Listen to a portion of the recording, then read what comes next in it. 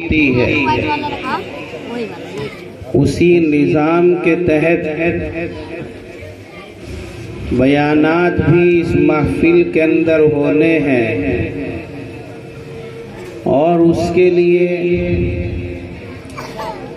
اس علاقے کی معروف اور مشہور شخصیات حضرت اقدس مولانا مفتی محمد راشد صاحب زیدہ مجدہ، حضرت اقدس مولانا مفتی محمد طاہر صاحب زیدہ مجدہ اور دیگر علماء اور اکابر یہاں تشریف فرما ہیں۔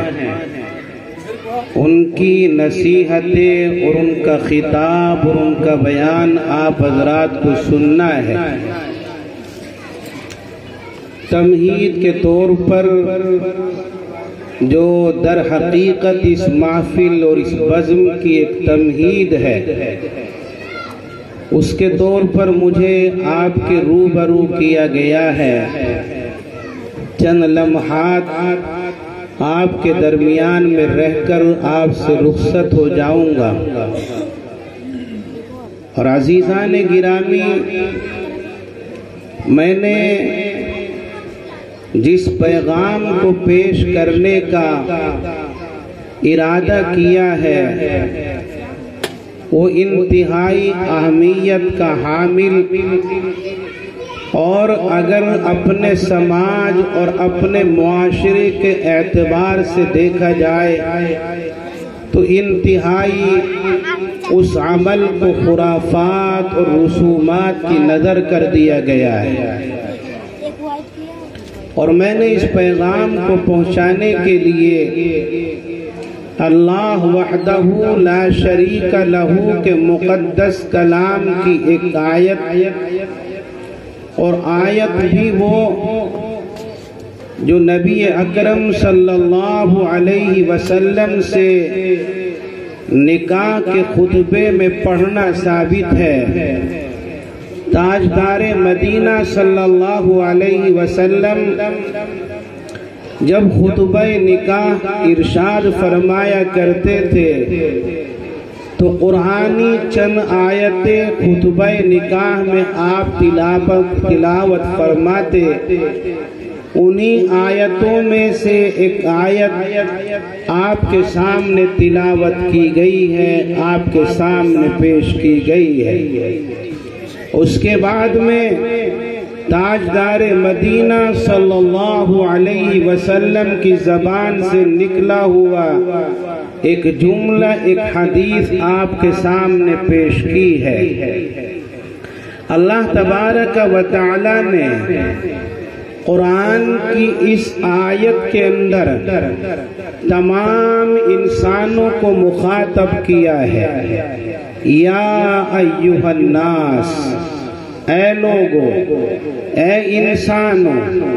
الناس کے اندر ہر انسان شامل ہے اور داخل ہے، خواہ وہ عرب کا رہنے والا ہو یا عجم کا رہنے والا ہو، کالا ہو یا گورا ہو، عالم ہو کہ جاہل ہو، حاکم ہو کہ محکوم ہو، مرد ہو کہ عورت ہو، جوان ہو کہ بوڑھا ہو، عالم ہو کہ جاہل ہو، ہر انسان اس الناس کے اندر داخل ہے۔ اللہ تبارک و تعالی فرماتا ہے یا ایھا الناس کہ اے لوگو اپنے اس پروردگار سے ڈرو، اس کا تقوی اور اس کا خوف اپنے دل کے اندر پیدا کرو۔ خلقکم من نفس واحدہ، جس رب نے، جس اللہ نے، جس خدا نے تمہیں ایک جان سے پیدا کیا ہے، نفس واحد سے پیدا کیا ہے، ایک انسان سے پیدا کیا ہے اور اسی ایک انسان سے اس رب نے، اس اللہ نے اس کے جوڑے کو پیدا کیا، اس کی بیوی کو پیدا کیا۔ میرے بھائیوں، جب ہم انسان کی تاریخ کو دیکھتے ہیں تو اللہ تبارک و تعالی کا انداز اس تخلیق انسانی کے اعتبار سے چار طرح کا انداز سامنے آتا ہے کہ اللہ تبارک و تعالی نے چار طریقوں سے اس انسان کو وجود بخشا۔ ان چار طریقوں میں سے ایک طریقہ عام ہے، تین طریقے خاص ہیں۔ اللہ تبارک و تعالی نے آدم کو وجود دیا، خاص طریقے سے دیا۔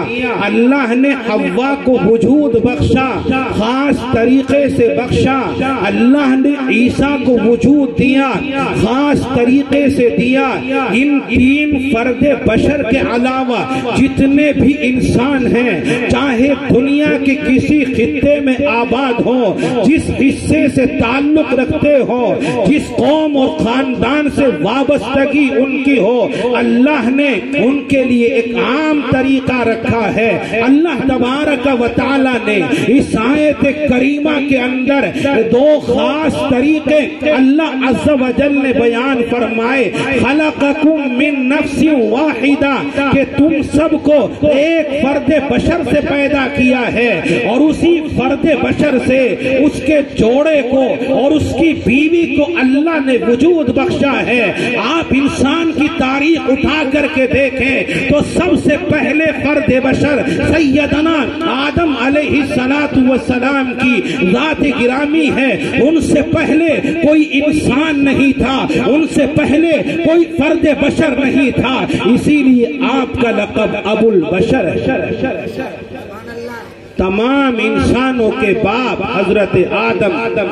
اللہ تبارک و تعالی نے حضرت آدم کو مٹی کے پتلے سے تیار کیا، اور جب مجسمہ تیار ہوا تو اللہ تبارک و تعالی نے اس مٹی کے پتلے کے اندر روح ڈالی، اس کے اندر روح پیدا کی، جان ڈالی تو وہ انسان بن گیا۔ پھر اسی سے اللہ تبارک و تعالی نے حضرت حوا رضی اللہ عنہا کو وجود بخشا۔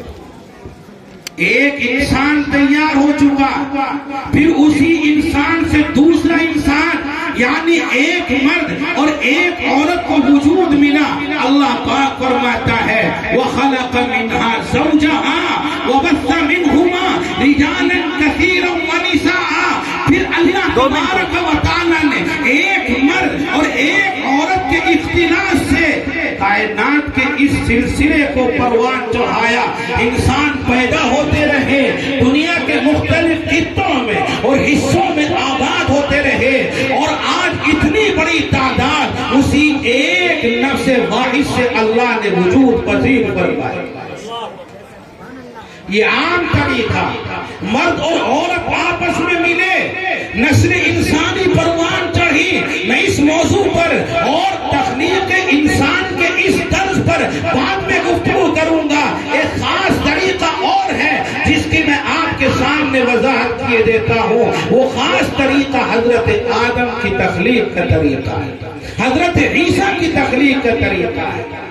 اللہ تعالیٰ نے آدم کو بغیر ماں اور باپ کے وجود دیا، حضرت حوا کو بغیر ماں کے وجود دیا، اور حضرت عیسیٰ کو اللہ نے بغیر باپ کے وجود دیا۔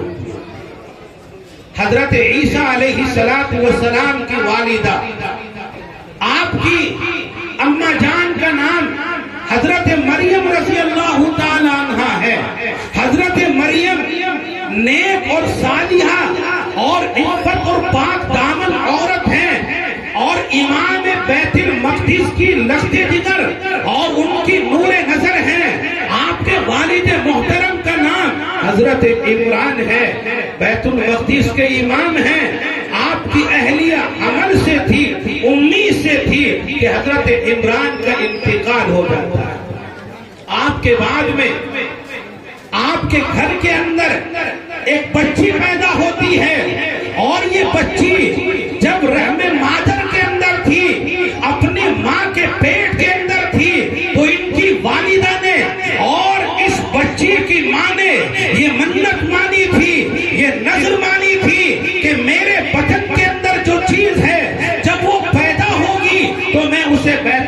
المقدس کی خدمت کے لیے اور وہاں خدمت گزاری کے لیے اس کو آزاد کر دوں گا۔ قرآن کریم نے اس کو بیان فرمایا۔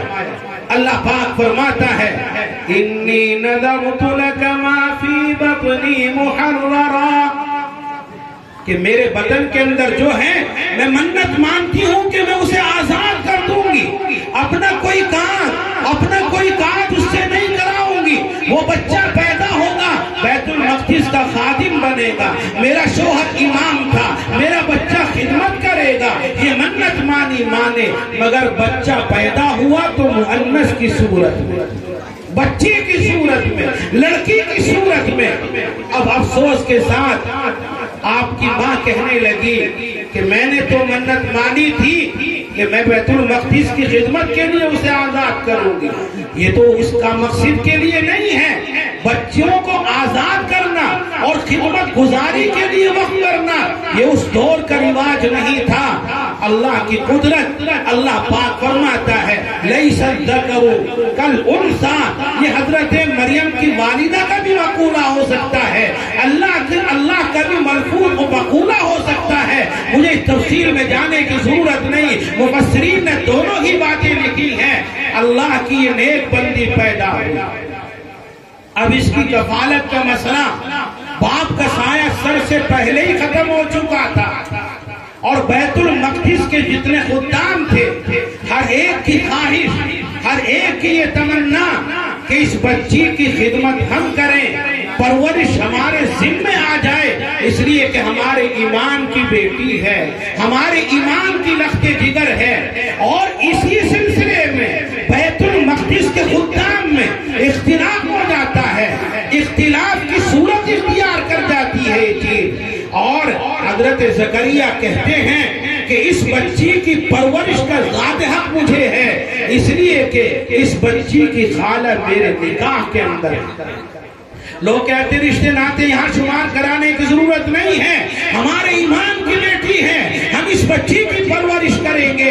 جب کافی اختلاف بڑھ جاتا ہے تو فیصلہ یہ پاتا ہے کہ چلو بھائی قرعہ اندازی کر لیتے ہیں، جس کے نام کا قرعہ نکل آئے گا وہی اس بچے کی پرورش کرے گا اور کفالت کرے گا۔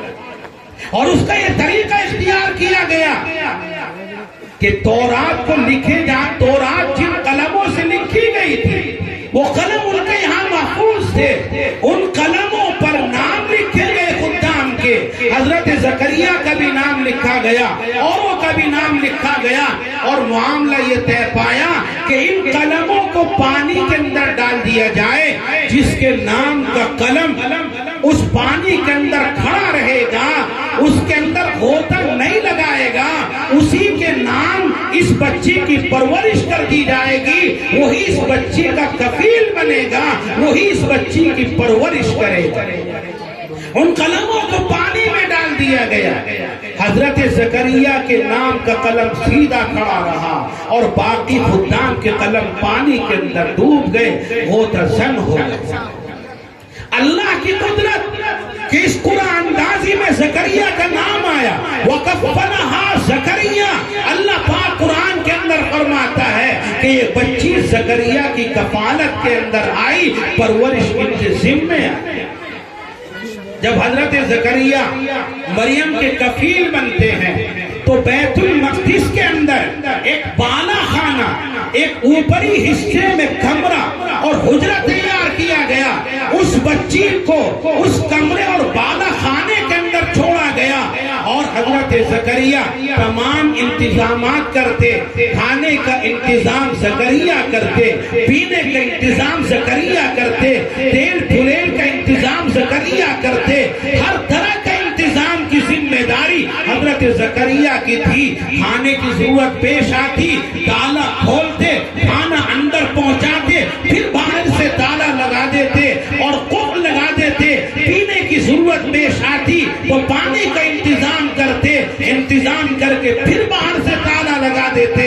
لیکن حضرت زکریا نے دیکھا کہ اس بالا خانے کے اندر جس کے اندر مریم رہتی ہیں، مریم قیام پذیر ہیں، اس بالا خانے اور کمرے کے اندر بے موسم پھل نظر آ رہے ہیں۔ اللہ پاک قرآن کے اندر فرماتا ہے کلما دخل المحراب وجد عندها رزقا قال یا مریم انا لکی ھذا. حضرت زکریا نے دیکھا کہ مریم کے کمرے کے اندر، مریم کے بالا خانے کے اندر، مریم کے حجرے کے اندر بے موسم کے پھل نظر آ رہے ہیں. زکریا نے سوال کیا انا لکی ھذا، مریم یہ کہاں سے آ رہا ہے؟ اس لیے کہ حیرت میں ڈالنے والی بات، تعجب میں ڈالنے والی بات، پہلی بات تو زکریا کے علاوہ کمرے میں داخلے کی اجازت کسی کو نہیں، اور اگر کسی کو اجازت بھی ہو، کوئی اور آتا جاتا بھی ہو، کسی آنے جانے والے نے پھلوں کا انتظام کر دیا ہو تو پھل وہی تو لا سکتا ہے جو بازار میں دستیاب ہو، جو موسم کے پھل ہو. آج سے کئی ہزار سال پہلی بات ہے. آج کا دور تو ایسا وسائل کے اعتبار سے، اسباب کے اعتبار سے ایسا ترقی کا دور ہے کہ آج پھلوں کی دستیابی کے لیے کوئی موسم طے شدہ نہیں. ہر موسم میں آپ کوئی بھی پھل لے سکتے ہیں. کچھ زمانے پہلے تربوز کا موسم ہوتا تھا، اب کوئی موسم نہیں ہے. آم کا موسم ہوتا تھا، درختوں پہ آنے کے لیے موسم ہے، بازار میں ملنے کے لیے موسم نہیں ہے.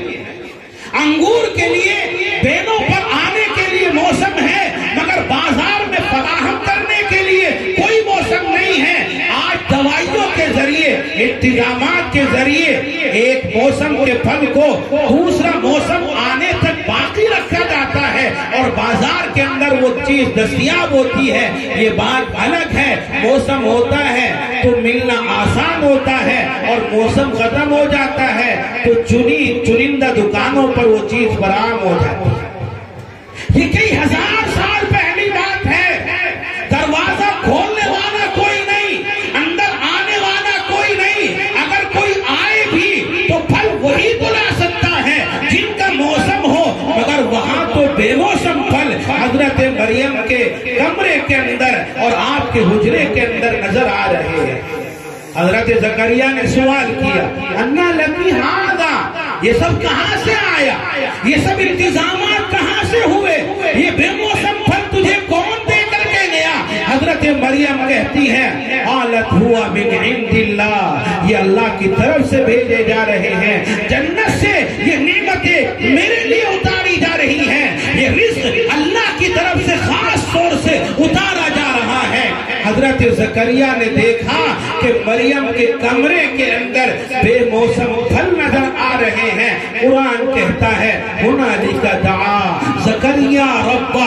جب اس منظر کو زکریا نے دیکھا، اپنے چشم سے دیکھا، اپنی آنکھوں سے دیکھا کہ اللہ تبارک و تعالی مریم کے لیے بے موسم پھل اتار سکتا ہے، تو میرے لیے بھی بغیر موسم کے اولاد دے سکتا ہے، مجھے بیٹا دے سکتا ہے، مجھے ولی عطا کر سکتا ہے، مجھے وارث عطا کر سکتا ہے. قرآن اسی کو کہتا ہے ہنالک دعا زکریا رب. یہی وہ موقع ہے جس موقع پر اللہ کے پیغمبر زکریا نے اللہ سے دعا مانگی اور اپنے لیے اولاد سے مطالبہ کیا. حضرت زکریا بوڑھے ہو چکے ہیں. مفسرین نے لکھا ہے کہ 120 سال کی عمر زکریا کی ہو چکی ہے. بیوی کی عمر بھی 100 سال کے قریب ہو چکی ہے. گھر کے اندر کوئی بچہ نہیں ہے، کوئی اولاد نہیں ہے، کوئی وارث اور ولی نہیں ہے. اللہ کے پیغمبر زکریا اللہ سے دعا مانگتے ہیں، اور دعا سورہ مریم کے شروع میں اللہ پاک نے دعا کا انداز بیان فرمایا اذ نادى ربه نداء خفيا، کہ اللہ کے پیغمبر زکریا نے اللہ سے آہستگی کے ساتھ دعا مانگی، چپکے سے بچے اور لڑکے کی دعا مانگی. بہت بڑے مفسر اور علامہ ہیں حکیم الامت مولانا اشرف علی تھانوی علیہ الرحمہ اس آیت کی تفسیر کرتے ہوئے لکھتے ہیں کہ اللہ کے پیغمبر زکریا دعا اللہ سے مانگ رہے ہیں اور آہستگی کے ساتھ چپکے سے دعا مانگ رہے ہیں، اور آہستہ دعا اس لیے مانگی کہیں کوئی دعا کے الفاظ کو سن نہ لے اور سن کر یہ نہ کہے کہ دیکھو بوڑھا ہو چکا ہے اب بھی اللہ سے اولاد مانگ رہا ہے، اسے بوڑھے کو شرم نہیں آ رہی بچہ مانگتے ہوئے. اس لیے اللہ پاک نے چپکے سے دعا مانگی. بھی بیان کیا، میرے پروردگار میں جانتا ہوں میری ہڈیاں پرانی ہو گئی ہے، بال سفید ہو چکے ہیں، بوڑھا ہو چکا ہوں، میری بیوی بانجھ ہو چکی ہے اور بدن کے اندر کبھی امید ظاہر ہی نہیں ہوئی ہے۔ ساری اپنی حالتیں بیان کی۔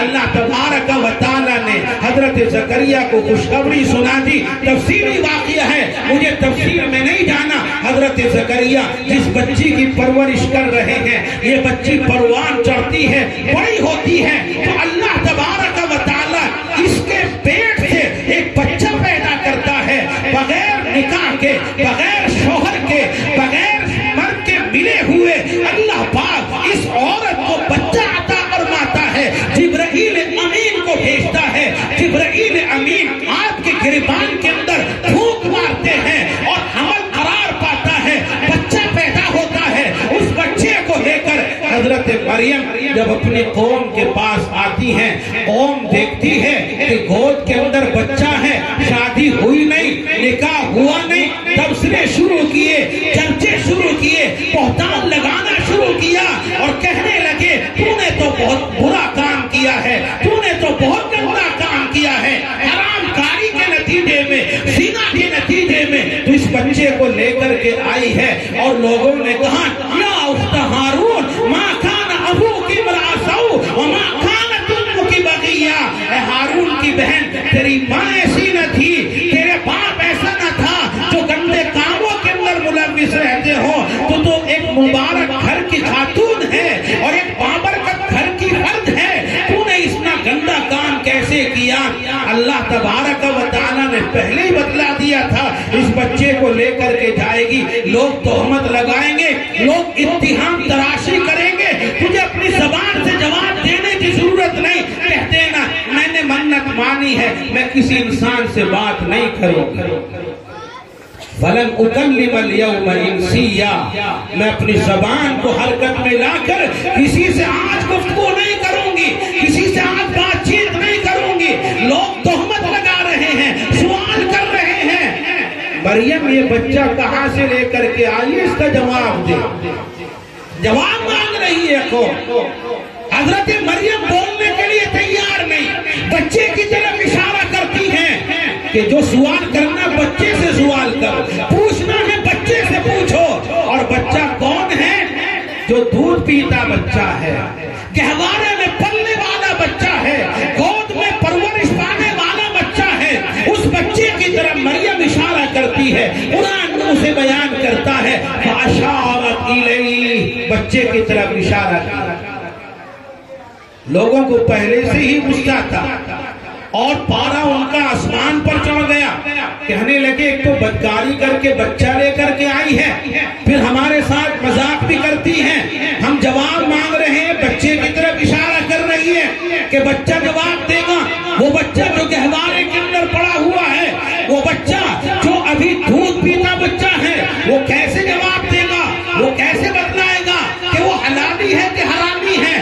ابھی یہ باتیں چل ہی رہی تھی، بچے کو اللہ تبارک و تعالی گویائی کی طاقت عطا فرماتا ہے، قوت گویائی عطا کرتا ہے۔ وہ بچہ کہتا ہے قال انی عبد اللہ، میں اللہ کا بندہ، میں اللہ کا بندہ ہوں، اور تم جیسے خرافاتیوں کی طرح نہیں ہوں، تم جیسے پاکھنڈیوں کی طرح نہیں ہوں۔ آتانی الکتاب وجعلنی نبیا، اللہ نے مجھے کتاب دی ہے، اللہ نے مجھے نبی بنا کر کے بھیجا ہے، میں اللہ کا مقدس اور پاکیزہ بندہ ہوں، حرامی نہیں ہوں، حلالی بچہ۔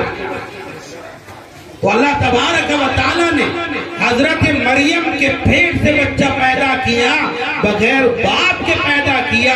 یہ 3 طریقے خاص ہیں تخلیق انسانی کے۔ آدم کو پیدا کیا گیا، وہاں کوئی نہ باپ ہے نہ کوئی ماں ہے۔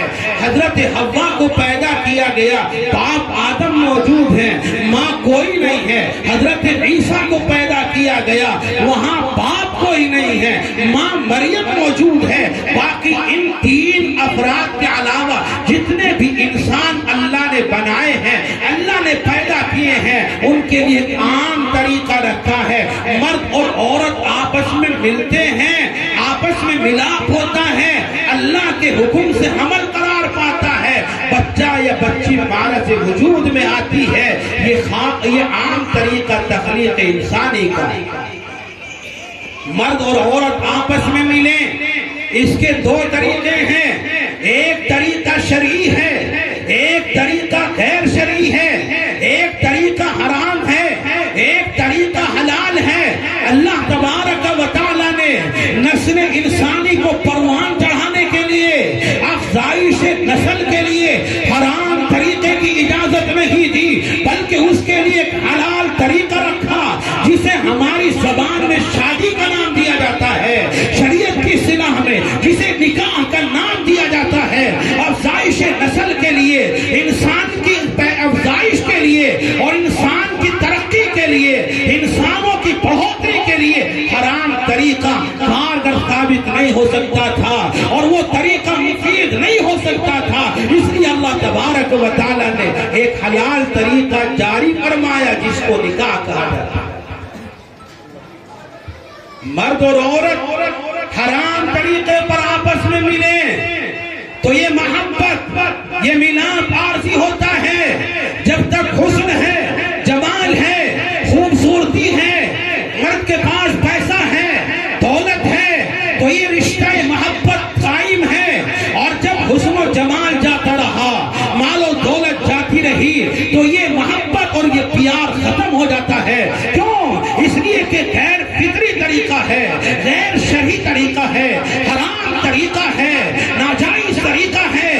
اور جو اللہ پاک نے طریقہ میل ملاپ کا جائز رکھا ہے، حلال رکھا ہے، وہ ایسا مضبوط رشتہ ہے، وہ ایسا رشتہ مضبوط اور مستحکم رشتہ ہے کہ مال اور دولت جائے تو جاتی رہے، حسن و جمال جائے تو جاتا رہے، شباب جائے تو جاتا رہے، جوانی جائے تو جاتی رہے۔ آپس میں پیار اور محبت کم نہیں ہوتا، پیار کم نہیں ہوتا ہے۔ بچے پیدا ہوتے ہیں، عمر بڑھتی چلی جاتی ہے، آپ نے دیکھا ہوگا بوڑھا مرد اور بوڑھی عورت کے اندر جوانوں سے بھی زیادہ پیار اور محبت ہوتا ہے۔ یہ حلال طریقہ ہے، یہ جائز طریقہ ہے، اور یہ وہ طریقہ ہے جو سارے نبیوں کا طریقہ، سارے نبیوں کی سنت، سارے نبیوں کا معمول رہا ہے۔ میرے مصطفیٰ نے وجہ تخلیق کائنات نے فرمایا النکاح من سنن المرسلین، نکاح تمام رسولوں کی سنت، تمام نبیوں کا طریقہ۔ تاریخ انبیاء اٹھا کر کے دیکھیں، کم و بیش 1.25 لاکھ نبی اللہ نے دنیا کے اندر بھیجے، ان کم و بیش 1.25 لاکھ نبیوں میں 2 نبی ایسے گزرے ہیں جنہوں نے نکاح نہیں کیا۔ حضرت یحییٰ جوانی کی دہلیز پر قدم رکھا تھا کہ آپ کو شہید کر دیا گیا، نکاح کرنے کا موقع نہیں ملا۔ حضرت عیسیٰ آسمانوں کی طرف اٹھا لیے گئے، نکاح کا موقع نہیں ملا، اور مفسرین نے لکھا ہے کہ عیسیٰ علیہ السلام تشریف لائیں گے، قرب قیامت میں آپ کا ورود مسعود ہوگا، آپ کا نزول ہوگا۔ بعض مفسرین لکھتے کہ آپ دنیا میں آ کر کے نکاح بھی کریں، تو اس اعتبار سے صرف ایک نبی باقی رہ جاتے، باقی ہر نبی نے شادی کی۔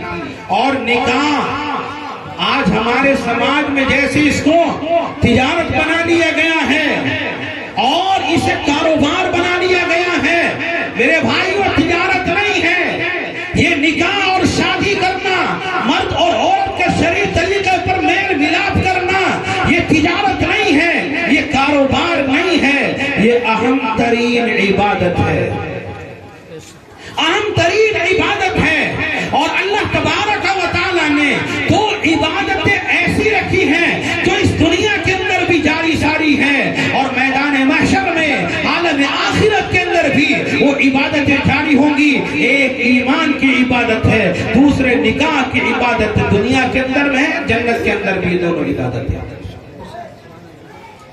میرے مصطفیٰ صلی اللہ علیہ وسلم نے اسی نکاح کے بارے میں ارشاد فرمایا یا معاشر الشباب من استطاع منکم الباء، تم میں سے جس کے اندر طاقت ہو، جس کے اندر ہمت ہو، چاہیے کہ وہ شادی کرے، اپنا نکاح کرے۔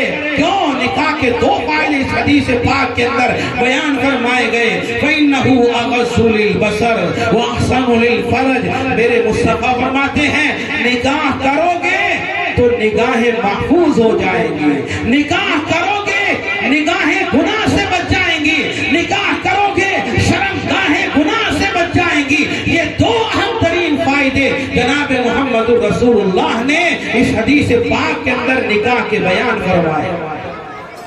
میرے بھائیو، ہر ایک تھوڑی سی عقل رکھنے والا آدمی بھی اگر غور و فکر کرے اور سوچ بچار کرے تو یہ حقیقت ہے کہ نکاح کی وجہ سے نگاہ بھی بچ جاتی ہے گناہ سے، نکاح کی برکت سے شرمگاہ بھی گناہ سے بچ جاتی ہے۔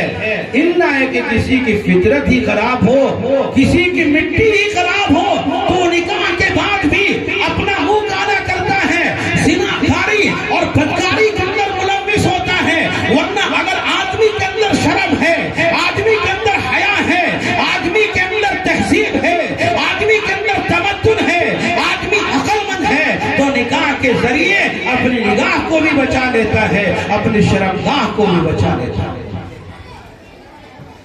میرے بھائیو، اللہ کے نبی علیہ السلام نے نکاح کو شرعی چیز قرار دیا، نکاح کو عبادت قرار دیا، نبیوں کی سنت قرار دیا، اور تمام نبیوں کی سنت جو عمل ہو، اللہ کے نبی نے جس کا حکم دیا ہو اس کا طریقہ نہ بتایا ہو، ایسا نہیں ہو سکتا۔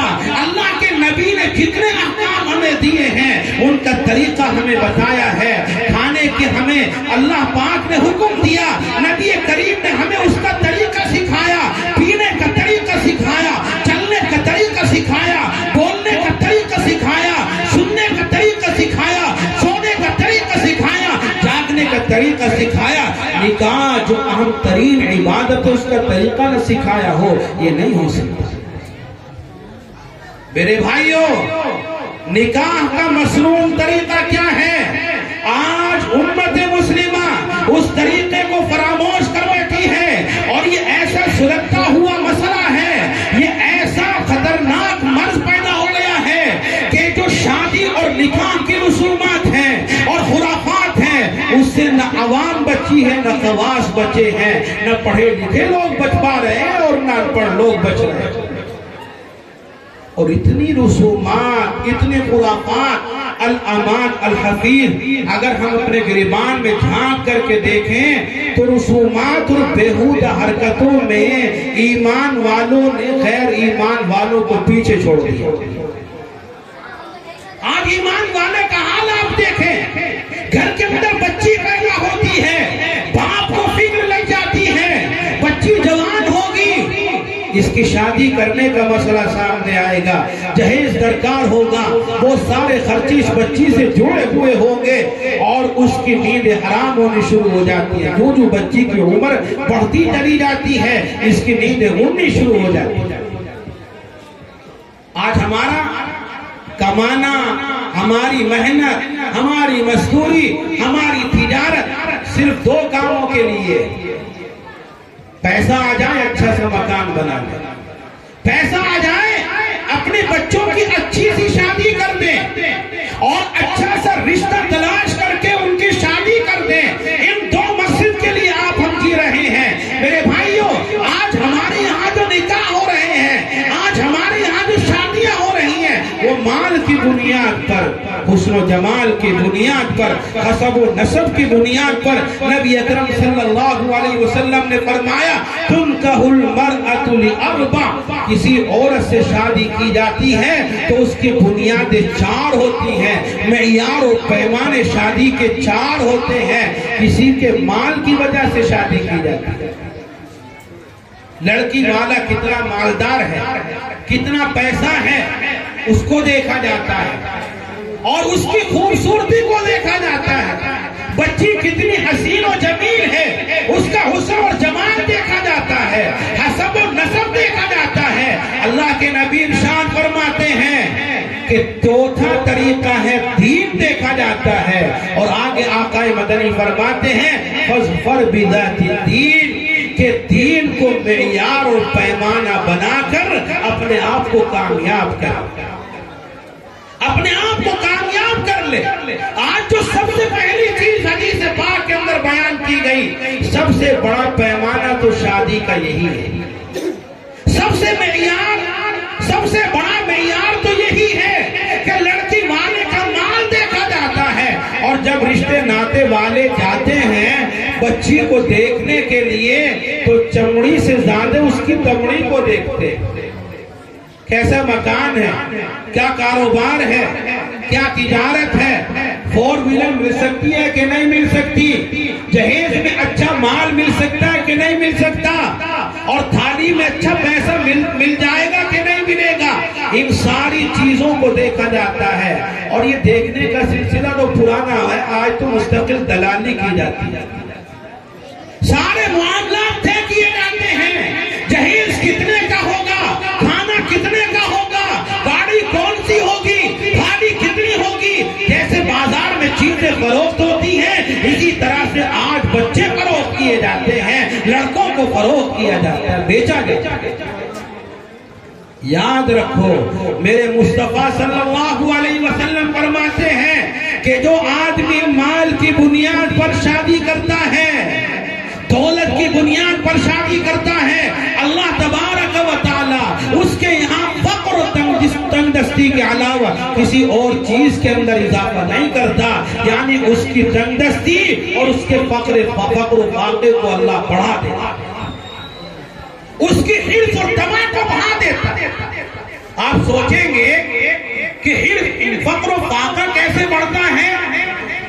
جب تک بچے کی شادی نہیں ہوتی، گھر سونا سونا سا پڑا رہتا ہے، بچے کی شادی ہو جاتی ہے، گھر میں چمک پیدا ہو جاتی ہے، بہترین اور خوبصورت سا بیڈ گھر میں نظر آتا ہے، صوفے نظر آتے ہیں، ٹیبل نظر آتے ہیں، اچھے سے بستر نظر آتے ہیں، گاڑی نظر آتی ہے، یہ سارے تو رشتے ناتوں کے نتیجے میں گھر کی رونق پیدا ہوتی ہے۔ میرے بھائیوں، اس کا نام مالداری نہیں، اس کا نام مالداری نہیں ہے۔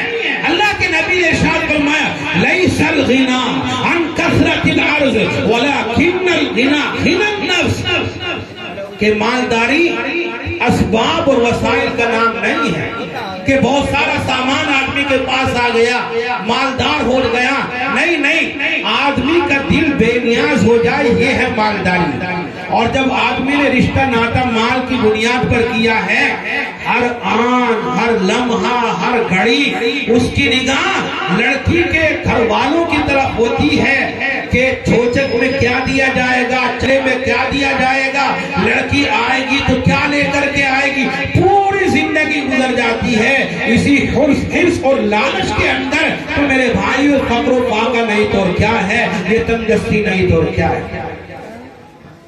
اللہ کے نبی نے ارشاد فرمایا ان اعظم النکاح برکہ ایسرہ مہونہ، برکت کے اعتبار سے سب سے بہترین نکاح وہ ہے جو بوجھ کے اعتبار سے سب سے ہلکا ہو، سب سے آسان۔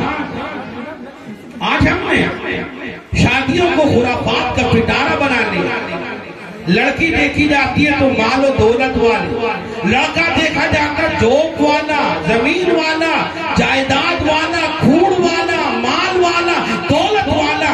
پھر جب یہ رشتے ناتے ہوتے ہیں، آپس میں بگاڑ اور آپس میں خرافات کا سلسلہ شروع ہوتا ہے، اور وہ ایک لامتناہی سلسلہ ہوتا ہے۔ برکتیں کہاں سے آئیں؟ جب اپنے نکاح کو خرافات کا پٹارا ہم بنا لیں گے تو نکاح اور شادی کے اندر برکت کہاں سے آئے گی؟ برکت کا خاتمہ ہم نے خود اپنے ہاتھوں سے کیا ہے۔ آج ہم نے خرافات اپنے بیاہ شادیوں کے اندر کر کے برکت کا خاتمہ کر دیا، برکت کو ختم کر دیا۔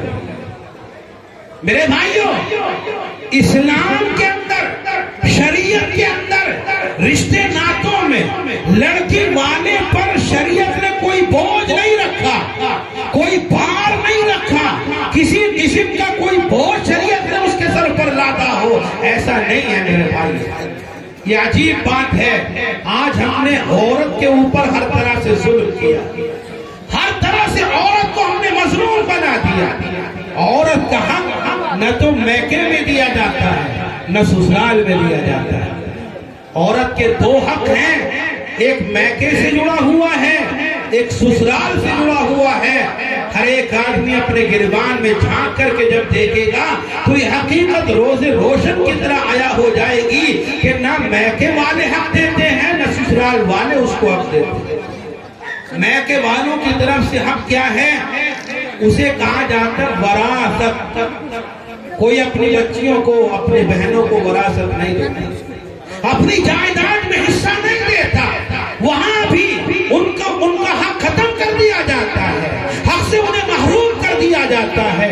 بچی سسرال میں بہو بن کر کے جاتی ہے تو وہاں اس کے اوپر شوہر کے اوپر حق ہے، حق کے مہر جسے کہا جاتا ہے. کوئی شوہر وہاں اپنی بیوی کو مہر دینے کے لیے تیار ہے. مہر صرف لوگ آتے ہیں ائمہ کے پاس، آپ حضرات آتے ہیں، اجی مفتی صاحب اتنا مہر لکھ دینا. کیا کوئی ہاتھ اٹھا کے بتا سکے گا کہ میں نے اپنی بیوی کو مہر دے دیا؟ شاید ہی کوئی آدمی نظر آئے. صرف کاغذ میں لکھنے کی چیز رہ گئی، کاغذ میں قلم بند کرنے کی چیز رہ گئی. سسرال والوں نے بھی اس عورت کو حق مارا ہے، میکے والوں نے بھی اس کا حق مارا ہے. یاد رکھو میرے بھائیو، اگر بچی کی شادی پر آپ لاکھوں لاکھ روپے خرچ کر دیں، کل قیامت میں گھسیٹ کر جہنم کے حوالے کر دیا جائے گا. حق کو پامال کرنے کی وجہ سے، حق مارنے کی وجہ سے اللہ پاک جہنم کا ایندھن بنا دے گا. لاکھ شوہر نے خواہشات پوری کی ہو، جذبات کا خیال کیا ہو، ارمانوں کی دنیا اس نے بسائی ہو، قیمتی جوہر اور قیمتی ہیرے، قیمتی جوڑے اپنی بیوی کو اور اپنے دلہن کو دیے ہوں، اگر حق مہر ادا نہیں کیا ہے کل قیامت میں پکڑ لیا جائے گا. کل قیامت میں وہی اس کا حق مہر جنت میں جانے کے لیے رکاوٹ بن جائے گا، زنجیر اور توق ثابت ہو جائے گا، اس لیے کہ بیوی کا حق اس نے ادا نہیں کیا. میرے بھائیوں، خرافات سے اپنے آپ کو باہر نکالو اور بچیوں کا حق وراثت ادا کرو، بچیوں کا حق مہر ادا کرو. بہت سے مردوں کا حال تو یہ دیکھا گیا، سنا گیا، بچی کا، بیوی کا آخری وقت ہوتا ہے، شوہر سرانے کھڑا ہوتا ہے، ہاتھ جوڑ کر کے کہتا ہے اللہ کی بندی، اللہ کے واسطے مہر معاف کر دے. یہ ہے مردان. بیوی کے سامنے ہاتھ جوڑ رہا ہے، بیوی سے معافی تلافی کر رہا ہے. ارے تو کس چیز کا مرد ہے؟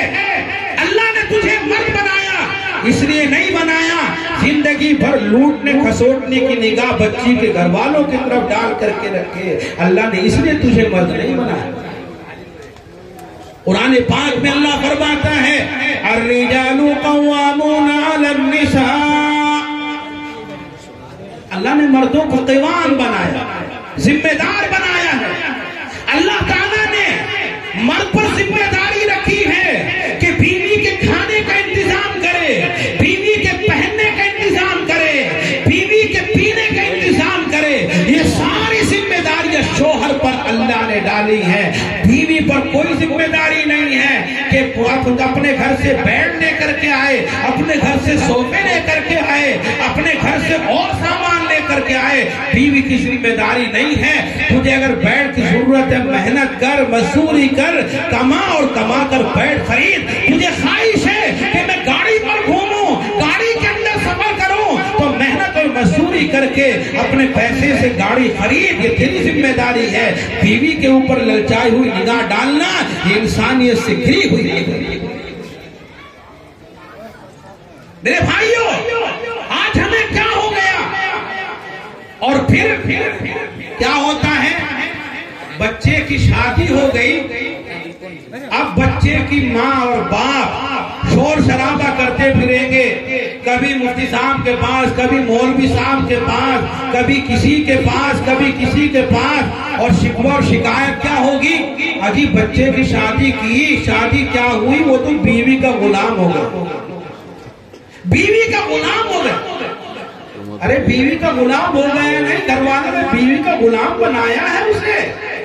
اسے گھر والوں کو بیچا ہے، وہ بیوی کے گھر والوں کو فروخت کر دیا گیا ہے، اس کے بدلے میں بہت سا سامان لے لیا گیا ہے اور وہ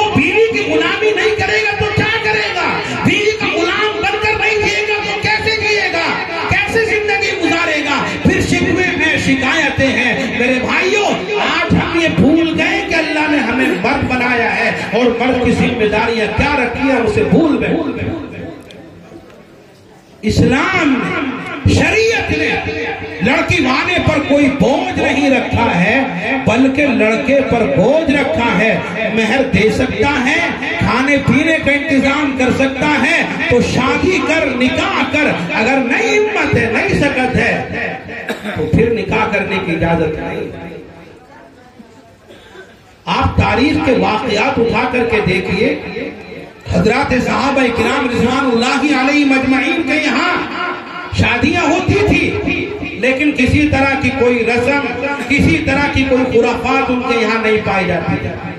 آج ہمارے یہاں اتنی خرافات، بارات لے جانے کی رسم، جوتا چرائی کی رسم، سلامی کی رسم، مہندی لگائی کی رسم، ہلدی لگائی کی رسم، جوڑا پہنائی کی رسم اور تلک کی رسم، بفے سسٹم کا خرافات والا عمل، یہ ساری خرافات غیر اسلامی، اسلام ان کی اجازت نہیں دیتا۔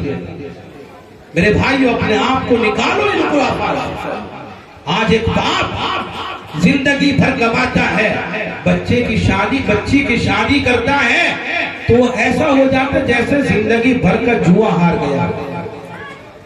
20 سال تک کمایا، 25 سال تک کمایا، بچی کا نکاح کیا، اور جب نکاح کر کے فارغ ہوتا ہے اور کوئی تقاضا اس کے سر پر خرچے کا آ جائے، مفتی طیب صاحب مطالبہ کرنے لگے ہماری مسجد کا لینٹر پڑنا ہے، مسجد کے لیے تعاون کرو، مدرسے کے لیے تعاون کرو، تو ایک لمبے زمانے تک زبان پر ایک لفظ ہوتا ہے، اجی ابھی تو بچے کی شادی کیا، ابھی تو کسی چیز کا موقع بالکل نہیں۔ کیا مطلب؟ زندگی بھر کا جوا ایک شادی میں ہار گیا۔ اور صرف یہی نہیں کہ کمایا ہوا ہارتا ہو، کما کر پھر بھی کام نہیں چلتا، کہیں مکان بیچتا ہے، کہیں دکان بیچتا ہے، کہیں اپنی زمین بیچتا ہے، کہیں گھر کے زیورات بیچتا ہے، کہیں زیورات کو گروی رکھتا ہے، کہیں سود پر پیسہ لیتا ہے، کہیں بیاج پر پیسہ لیتا ہے، کہیں رشتے ناتے دوست و احباب سے قرض لے کر کے شادی کرتا ہے، اور شادی کرنے کے نتیجے میں ایک لمبے وقت قرض کے بوجھ تلے دبا رہتا ہے۔ انہی خرافات کی وجہ سے ہم اپنے بچوں کو تعلیم صحیح نہیں دے پا رہے، اپنے بچوں کی تربیت نہیں کر پا رہے ہیں۔ آج ہم نہ دین کے ہیں نہ دنیا کے ہیں، دین کا حال ہر ایک جانتا ہے، دنیا کا حال بھی سنیے۔ امت مسلمہ کی ایک بڑی تعداد ہے، بتلاؤ مسلمانوں میں کتنے انجینئر ہیں، کتنے ڈاکٹرز ہیں، کتنے جج ہیں، کتنے وکیل ہیں۔ جب ہم سماج پر نگاہ ڈالتے ہیں، سوسائٹی پر نگاہ ڈالتے ہیں، تو 1% بھی پڑھے لکھوں کی تعداد نظر نہیں آتی۔ نہ دین کے نہ دنیا کے، صرف جینا ہے مکان بنانے کے لیے، کمانا ہے مکان بنانے کے لیے، محنت مزدوری کرنی، تجارت کرنی ہے یا شادی کرنے کے لیے۔ ہم پڑھائی لکھائی میں بھی زیرو اور اخلاق و کردار کے اعتبار سے بھی زیرو۔ اس لیے میرے بھائیوں، علماء ہر مسجد میں موجود ہیں، اللہ کے واسطے ان نکاح اور شادیوں کی خرافات سے اپنے آپ کو بچا لو۔ یہ امت تباہ ہو رہی ہے، برباد ہو رہی ہے، انہی شادیوں کے نتیجے میں اپنے آپ کو برباد ہونے سے بچا لو۔ شریعت کے سائے میں آ کر کے پناہ لو، مصنون طریقے پر اپنے نکاح کرو، اپنی شادی کی رسمیں ادا کرو، اللہ ہماری دنیا بھی سنوار دے گا، تباہی سے ہمیں بچا لے گا، اور آخرت کی سرخروئی بھی اللہ ہمیں عطا فرما دے گا۔ اللہ تبارک و تعالیٰ سے دعا ہے، اللہ تبارک و تعالیٰ رسومات سے، خرافات سے اللہ اس امت مسلمہ کی حفاظت فرما لے، فضول خرچی سے، واہی تباہی کے کاموں سے اللہ پوری امت مسلمہ کی حفاظت فرما لے، اور کرنے والے کام کرنے کی توفیق نصیب فرما دے۔ وآخر دعوانا الحمدللہ رب العالمین۔ ماشاءاللہ۔